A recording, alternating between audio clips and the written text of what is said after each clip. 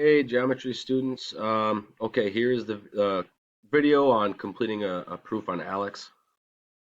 So the part that might be new to some of us is adding a line, something that's not in the given or the proof statements.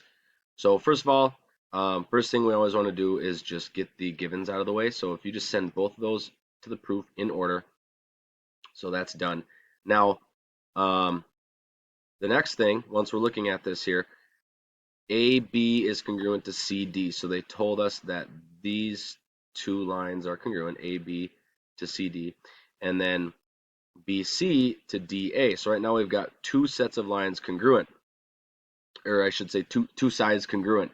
And then again, we want to approach the fact that go with what the diagram is giving you, and then eventually, if you just use the information that is readily available for you to prove, you'll run into one of those triangle congruence theorems. So right now, a lot of the diagrams you're going to see are either going to have a shared side, so you can use the reflexive property, or they're going to have the vertical angles, so you can use that. Those are kind of the two most popular ones that are going to be given to you to add a statement with. And in this one, you see that AC is going to be congruent to itself. AC, it's that shared side.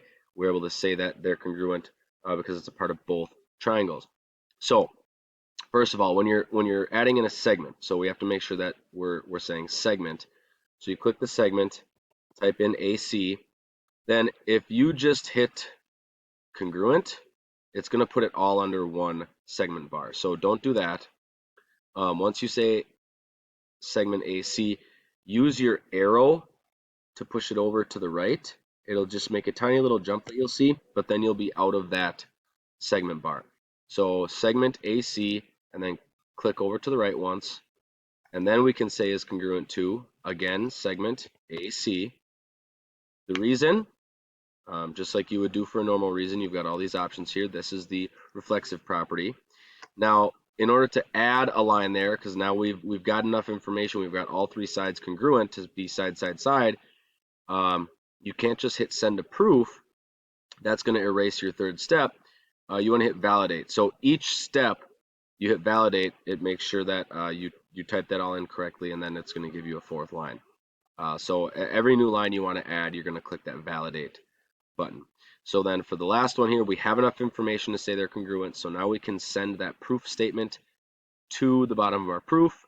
And the reason is because all three sides are congruent. So it is two congruent triangles because of the side, side, side property. Validate. Your proof is complete because we are now all the way down to the proof statement.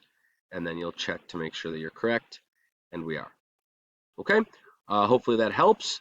I think the last six questions on your assignment today are proofs like that. So go ahead, have a great day, and then have a great weekend, everybody.